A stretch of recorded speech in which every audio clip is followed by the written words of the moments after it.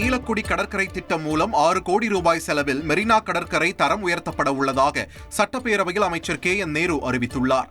தமிழக சட்டப்பேரவையில் நகராட்சி நிர்வாகத்துறை மானிய கோரிக்கை மீது பதிலளித்து பேசிய அவர், சிங்காரச்சென்னை 2.0 திட்டத்தின் மூலம் இதுவரை 966 கோடி ரூபாய் மதிப்பீட்டில் 1048 பணிகள் முடிக்கப்பட்டுள்ளதாகவும் 397 கோடி ரூபாய் மதிப்பீட்டில் 103 பணிகள் நடைபெற்று வருவதாகவும் அவர் தெரிவித்தார்.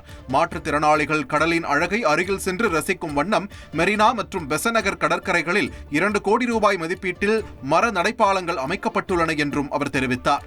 பெருநகர சென்னை மாநகராட்சியில் மாற்றுத்திறனாளிகள் கடலின் அழகை அருகில் சென்று ரசிக்கும் வண்ணம் மெரினா மற்றும் பெசன்ட் நகர் கடற்கரையில் 2 கோடி மதிப்பீட்டில் மர நடப்பாலங்கள் அமைக்கப்பட்டுள்ளன.